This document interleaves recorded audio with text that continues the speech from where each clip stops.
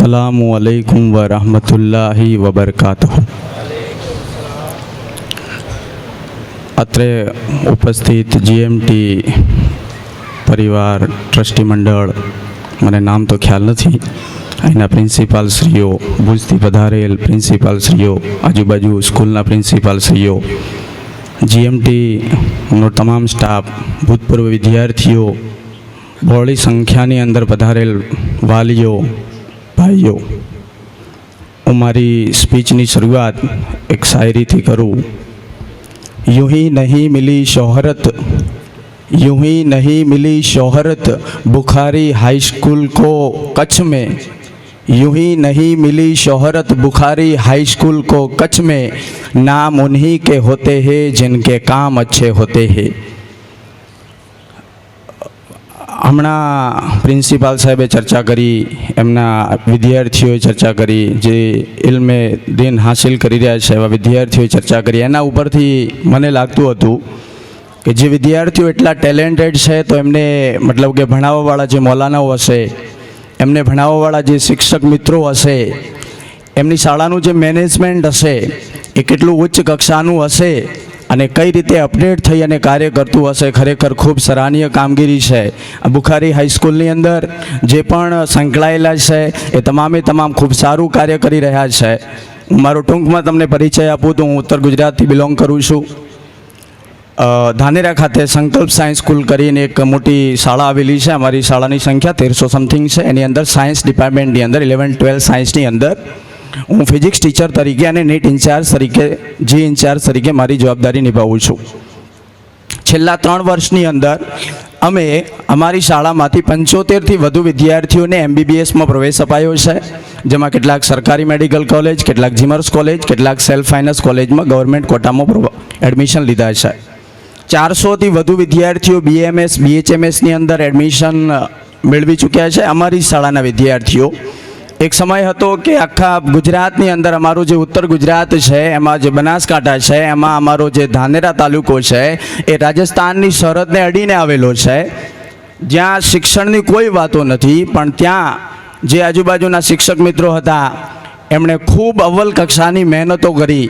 જે સમાજ સેવીઓ હતા, જે સમાજના હિતેચ્છુ હતા, જે પ્રિન્સિપાલો હતા, એમણે અલગ અલગ સેમિનારો કર્યા અને વિદ્યાર્થીઓને એ દિશાની અંદર મોટિવેટ કર્યા। અત્યારે અમારું જે બનાસકાંઠા છે એમાંથી જેટલી પણ ગુજરાતની વર્ગ 3 હોય, વર્ગ 2 હોય, ક્લાસ 1 હોય, એમાંથી ઘણા બધા વિદ્યાર્થીઓ અત્યારે સફળતા હાસિલ કરી રહ્યા છે। મેં જોયું છે કચ્છ વિસ્તારની અંદર સાહેબે ચર્ચા કરી એ પ્રમાણે હાયર મતલબ કે એજ્યુકેશનનો ખૂબ અભાવ છે। આપણી આ શાળાની અંદર આર્ટ્સ પ્રવાહ ચાલે છે, કદાચ કોમર્સ પ્રવાહ પણ ચાલતો હશે। મને લાગે છે કે આપણા જે વાગડ વિસ્તાર છે એની અંદર વિજ્ઞાન પ્રવાહની શાળા કદાચ આ નજીકના વિસ્તારમાં નહીં હોય। મેં સવારમાં જોયેલું કે આપણું જે કેમ્પસ છે આ જીએમટીનું એ ખૂબ મોટું છે। એની અંદર જે પણ ટ્રસ્ટી મંડળ બેઠા છે એમને હું એક રિક્વેસ્ટ કરીશ કે આવનાર ભવિષ્યની અંદર આ તો આ 30 વર્ષનું સ્નેહ મિલન છે, આવતા 40 વર્ષે, આવતા 50 વર્ષે જ્યારે આ સ્નેહ મિલન યોજાય ત્યારે આપણી વચ્ચે હજારો ડૉક્ટર મળે, હજારો વકીલો મળે, હજારો એન્જિનિયરો મળે, હજારો આપણને એક્સપર્ટ મળે। એ દિશાની અંદર જો કાર્ય કરશે તો ચોક્કસ આપણા સમાજની અંદર ખૂબ મોટો ફાયદો થશે। આપણે વાત કરીએ કે શિક્ષણનું સ્તર આપણે ઊંચું લઈ જવું છે, એના માટે સૌથી વિશેષ જવાબદાર એ અત્યારે જે શિક્ષકો છે, એજ્યુકેટરો છે। અને હું તો ખાસ કરીને એક સાહેબને અહીં ઓળખું છું, આપણે સિકંદરભાઈ રાયમા સાહેબ બેઠા છે, એમને સોશિયલ મીડિયા ઉપર મતલબ કે જે રીલ્સ મૂકતા હોય છે, એજ્યુકેશનની ખૂબ સારી એવી ચર્ચા પણ કરતા હોય છે। અને મારું કહેવું છે કે એવું જે એજ્યુકેશનનું કામ કરી રહ્યા છે એમને દિલથી તમે સપોર્ટ કરજો, તો ચોક્કસ આપણા વિસ્તારની અંદર એજ્યુકેશનનું લેવલ ખૂબ જ ઊંચું આવશે। તમને ખ્યાલ હશે, હું તમને એક એક્ઝામ્પલ આપું। થોમસ આલ્વા એડિશન નામ કદાચ તમે સાંભળ્યું હશે। એક શાળાની અંદર ભણતા હતા, 5માની અંદર એમના મેડમ એમને કહે છે કે તું ઠોઠ નિશાળીઓ છે, તારાથી જીવનની અંદર કશું જ નહીં થઈ શકે, તારું કામ નથી ભણવું, તારી તું એલસી લઈ જા। અને એ લેટર એના મમ્મીને આપે છે અને એના મમ્મી જ્યારે એ લેટર વાંચે છે, મેડમ કહે છે કે આ તારા મમ્મીને આપજે, તારા વાલીને આપજે, અને એના મમ્મી જ્યારે એ લેટર મતલબ કે વાંચે છે ત્યારે એના મમ્મીની આંખોમાંથી આંસુ આવી જાય છે. બાજુમાં થોમસ આલ્વા એડિસન બેઠા હોય છે, એ કહે છે કે મમ્મી તમે કેમ રોવો છો? ત્યારે એના મમ્મી કહે છે કે બેટા તું ખૂબ હોશિયાર છે, આ લેટરની અંદર લખેલું છે કે તારી ક્ષમતા જ નથી કે એ શાળાના શિક્ષક મિત્રો તને ભણાવી શકે. તો એના મતલબ કે પેલા થોમસ આલ્વા એડિસન ખુશ થઈ જાય છે. એ દિવસથી મતલબ કે એના મમ્મી જે એને સાથ આપે છે, એના મમ્મી જે એને પ્રોત્સાહિત કરે છે કે તું ઠોઠ નથી, તું કંઈક કરી શકે, અને એ દિવસથી થોમસ આલ્વા એડિસન આગળ વધે છે. અને તમને ખ્યાલ હશે એ થોમસ આલ્વા એડિસન છે જેમણે બલ્બની શોધ કરી હતી સૌ પ્રથમ. મતલબ કે હું કહી શકું કે જેણે આખી દુનિયાને પ્રકાશિત કરી નાખ્યો. એક માં ધારે તો પોતાના ગાંડા દીકરાને, પોતાના અનએજ્યુકેટેડ દીકરાને જો માં ધારે તો એક વૈજ્ઞાનિક બનાવી શકે છે. અને અત્યારનો જે જમાનો છે એ સાયન્સનો જમાનો છે, ટેકનોલોજીનો જમાનો છે, એઆઈનો જમાનો છે. એ દિશાની અંદર ચોક્કસ તમારે આગળ વધવું જોઈએ. તમને ખબર હશે વિશ્વ ક્યાં પહોંચી ગયું છે. 1961ની વાત છે, ચંદ્ર ઉપર લોકો પહોંચી ગયા છે. નીલ આર્મસ્ટ્રોંગ નામ સાંભળ્યું હશે, અમેરિકાના છે, જેણે ચંદ્ર ઉપર પ્રથમ મતલબ કે પગ મૂક્યો છે. અને આ ચંદ્ર જે આપણને દેખાય છે આપણાથી નજીક નથી, એ આપણા પૃથ્વીથી 3,84,000 કિલોમીટર દૂરે જો દુનિયા ત્યાં પહોંચી ગઈ હોય તો આપણે પછી કેમ પાછળ રહીએ એ મને હજી સમજાતું નથી. આપણે પણ જો ચોક્કસ એ દિશાની અંદર વિચારીશું તો કંઈક ને કંઈક આપણે ચોક્કસ પ્રાપ્ત કરી શકીશું. હું તમને એક એક્ઝામ્પલ આપું. એક શાળાની અંદર હું નોકરી કરતો પાલનપુર ખાતે. એ શાળાની અંદર અમારી શાળાના એક શિક્ષક એક વર્ગની અંદર જાય છે અને બાળકોને કહે છે કે બેટા તમારે આજે આપણે ભણાવતા નથી, તમારે જીવનની અંદર શું કરવું છે એના વિશેની ચર્ચા કરીએ. કોઈક વિદ્યાર્થી કહે છે મારે શિક્ષક બનવું છે, કોઈ કહે છે મારે પ્રોફેસર બનવું છે, કોઈ કહે છે મારે સાયન્ટિસ્ટ બનવું છે, કોઈ કહે છે એન્જિનિયર બનવું છે, કોઈ કહે છે એડવોકેટ બનવું છે, કોઈ કહે છે મારે બિઝનેસમેન બનવું છે, કોઈ કહે છે મારે આ બનવું છે.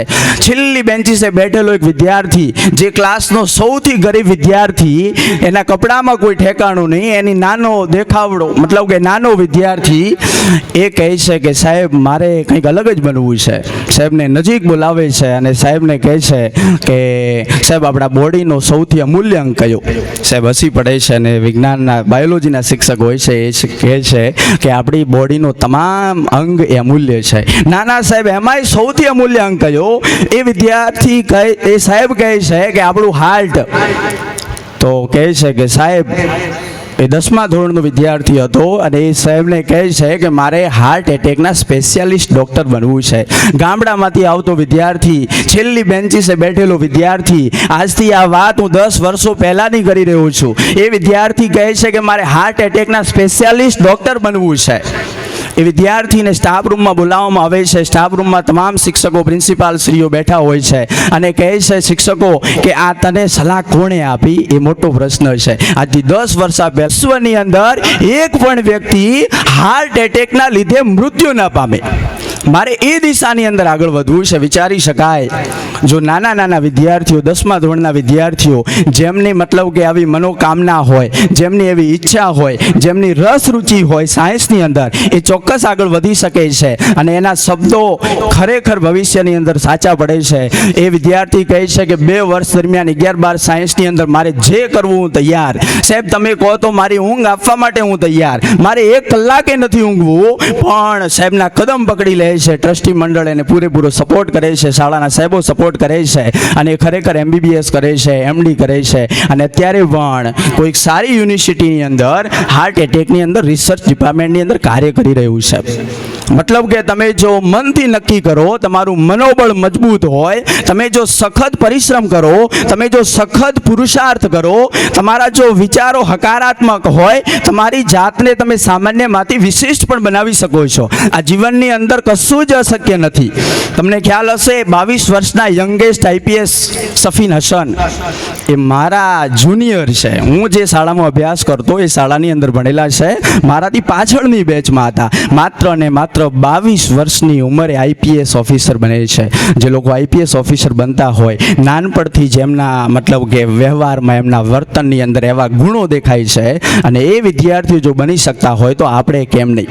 મતલબ કે આપણા વિસ્તારની અંદર ડ્રોપ આઉટ રેશિયો પણ વધુ છે. સાહેબે વાત કરી એ પ્રમાણે એ દિશાની અંદર ચોક્કસ આપણે વિચારવું જોઈએ, એ દિશાની અંદર ચોક્કસ આપણે આગળ વધવું જોઈએ. અને આવનાર સમયની અંદર આપણી આ GMT જે સ્કૂલ છે એમનો જે સંપૂર્ણ પ્રયાસ છે ખૂબ સારો છે, એમનો હેતુ ખૂબ સારો છે, એમની કામગીરી ખરેખર ખૂબ સરાહનીય છે.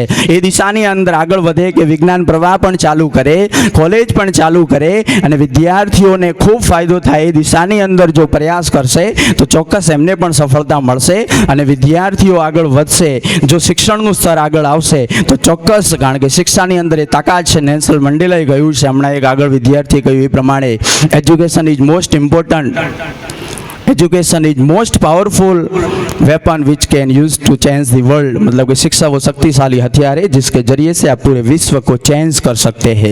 तो आ બધું તમે કરી શકો છો. કશું જ વસ્તુ અશક્ય નથી. માત્ર ને માત્ર તમારે સખત પરિશ્રમ કરવાની આવશ્યકતા છે. અને આ 25 વર્ષની જે ઉંમર છે, ખાસ જે વિદ્યાર્થી મિત્રો બેઠા છે એમને હું કહીશ, આ 25 વર્ષની ઉંમર સુધી તમે એજ્યુકેશન હાસિલ કરવાની અંદર, ચાહે દીની હોય ચાહે દુનિયાવી હોય, એની અંદર જરાય કચાશ ન રાખો. તમે હોસ્ટેલની અંદર આવી જાઓ, ખાઈ પીને ખાલી પડ્યા રહો, એનો કોઈ અર્થ નથી. તમારા મા બાપ જાણે કે અહીં અભ્યાસ કરતા હોય બાળકો, પણ આપણે જો રખડતા હોઈએ તો કોઈ એનો અર્થ નથી. નક્કી કરો કે મારે દિવસની આટલી કલાક મહેનત કરવી છે, એ દિશાની અંદર આગળ વધશો તો ચોક્કસ ને ચોક્કસ તમને ફાયદો થશે. મંजिलें उन्हीं को मिलती है जिनके सपनों में जान होती है, मंजिलें उन्हीं को मिलती है जिनके सपनों में जान होती है, सिर्फ पंखों से कुछ नहीं होता दोस्तों, हौसले से उड़ान होती है, हौसले से उड़ान होती है. તમારો હોસલો બુલંદ રાખો, કારણ કે એજ્યુકેશન એ છે જે તમને શક્તિશાળી બનાવશે. શિક્ષણ એ છે જે તમને ગરીબમાંથી અમીર બનાવશે. શિક્ષણ એ છે જે તમને વિશ્વના ફલક ઉપર લઈ જશે. શિક્ષણ એ છે જે તમને મંગળ ગ્રહ ચંદ્ર ઉપર લઈ જશે. શિક્ષણ એ છે જે તમને આકાશનું પરિભ્રમણ કરાવશે. શિક્ષણ એ છે જે તમને તાકાતવાર બનાવશે. શિક્ષણ એ છે જે તમને કમજોરમાંથી મજબૂત બનાવશે. શિક્ષણ એ છે જે તમને સફળતા અપાવશે. શિક્ષણ એ છે જે તમારી આર્થિક પરિસ્થિતિને સદ્ધર કરશે. શિક્ષણ એ છે જે તમને તમારા આખા જીવનને, તમારા આખા પરિવારને ચેન્જ કરી શકશે. આટલી બધી જો શિક્ષણની અંદર તાકાત હોય તો પછી આપણે કેમ પાછળ પડીએ એ મને સમજાતું નથી. અમારા વિસ્તારની અંદર કહે છે, કચ્છની અંદર કે દરિયો છે, ખારો પાણી છે. મને તો લાગે છે કચ્છની અંદર મતલબ કે જે મોહબ્બત છે, કચ્છના જે લોકો છે ખૂબ પ્રેમાળ છે. આજે મેં અનુભવ્યું છે કચ્છના જે લોકો છે ખૂબ હમદર્દી છે. કચ્છના જે લોકો છે મતલબ કે આપણને ખબર હશે, મોતી છે ને એ ખારા પાણીમાંથી જ નીકળે છે. આપણામાંથી બેઠેલો વિદ્યાર્થી, કારણ કે આજના વિદ્યાર્થી આવતીકાલનો નાગરિક છે. આપણામાંથી બેઠેલો જે વિદ્યાર્થી છે કદાચ આવતીકાલે એક સફળ નેતા હોઈ શકે, એક ડૉક્ટર હોઈ શકે, એક એન્જિનિયર હોઈ શકે, જે વિશ્વ લેવલે પણ કામ કરી શકે. એ દિશાની અંદર વિચારશો વિદ્યાર્થી મિત્રો તો ચોક્કસ આગળ વધશો. આગળ આવનારી જે બોર્ડની પરીક્ષા છે એની અંદર 10મા અને ધોરણ 12ના વિદ્યાર્થીઓ ખૂબ જ સફળતા હાસિલ કરે, ખૂબ જ સારા સ્કોર કરે અને આગળ પણ પોતે ખૂબ ઉચ્ચ અભ્યાસ કરે એવી મતલબ કે હું દુઆ કરું છું. અને છેલ્લે હું એટલું કહીશ કે સત્ય को कहने के लिए किसी शपथ की ज़रूरत नहीं होती, नदियों को बहने के लिए किसी पथ की ज़रूरत नहीं होती, जो बढ़ते हैं ज़माने में, जो बढ़ते हैं ज़माने में अपने मजबूत इरादों के बल पर, उन्हीं को अपनी मंजिल पाने के लिए किसी रथ की ज़रूरत नहीं होती, किसी रथ की ज़रूरत नहीं होती. અને છેલ્લે હું કહીશ એક મોટિવેશનલ શાયરી અને પછી મારી હું સ્પીચને પૂર્ણ કરીશ.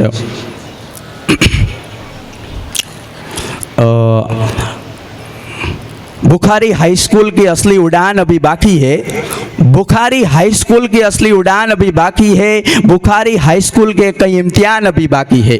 अभी तो नापी है मुट्ठी पर ज़मी हमने, अभी तो नापी है मुट्ठी पर ज़मी हमने, अभी तो सारा आसमान बाकी है. थकना नहीं है, रुकना नहीं है, अभी और रास्ता बाकी है, मंजिल बहुत दूर है मेरे दोस्त, अभी तो और चलना बाकी है.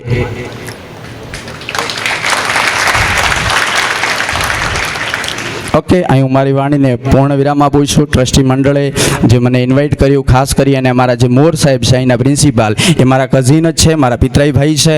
અને જે ટ્રસ્ટી મંડળ, હું તો મોર સાહેબને પણ કહીશ કે ટ્રસ્ટી મંડળે તમારા ઉપર જે ભરોસો મૂક્યો છે એને કાયમ જાળવી રાખજો, પ્રમાણિકતા સાથે, ઈમાનદારી સાથે આગળ વધજો અને એમની સંકલન સાથે, તમારા સ્ટાફના સંકલન સાથે કંઈક ને કંઈક ચોક્કસ કાર્ય કરશો એવી ઈચ્છા સાથે મારી વાણીને વિરામ આપું છું. ધન્યવાદ, ખૂબ ખૂબ આભાર.